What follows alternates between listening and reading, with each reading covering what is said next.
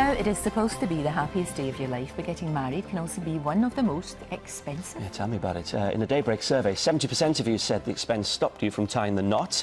And it's no wonder why, with new figures revealing the average wedding now costs more than £18,000. What? And 1 in 10 newlyweds are finding themselves £3,000 in debt. We're joined by wedding planner Sarah Balfour. Now, Sarah, extraordinary amounts of money that people are spending. Is this all to do with the sort of celebrity effect? You know, the kind of Posh and Becks, the Kardashians, all of that kind of thing? I think that has a lot to do with it, but also so many times young girls just have this dream idea of this is how the big day is going to be. So when the big day does finally arrive, they want this vision to be brought to life, whether it's something they've seen from a celebrity or just a dream they've had. I know, but it's crazy because you're going to start off your married life in debt. Yeah.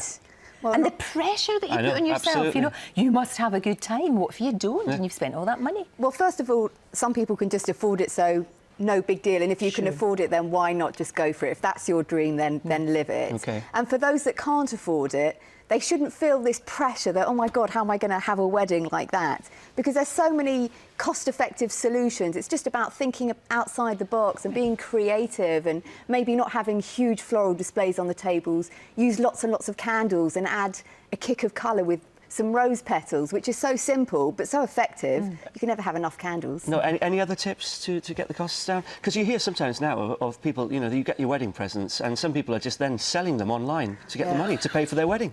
That's not really advisable, is it? No, and it just doesn't need to be that way. Think outside the box. Be really imaginative. Rip out pictures of things that you love and then try and find ways of creating that without having to spend a fortune. Go to the flower market to get your flowers. Perhaps have disposable cameras for your guests rather than hiring a photographer and videographer, etc. Venue-wise, have you got a home big enough for it? What's the local pub like?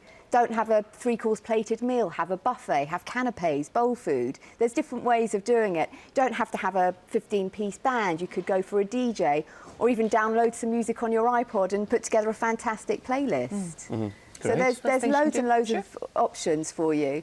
You don't have to spend fortunes. And if you can't find the thrones, just have an armchair, I suppose, instead. Absolutely. Thrones. Do people really do the thrones?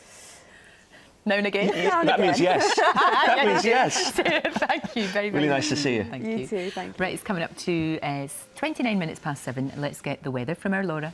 And you know, one thing you can't buy on your wedding day is nice weather. And I'm afraid for the wedding we just saw, and they may need to take some brollies out because many of us are going to see some blustery showers today.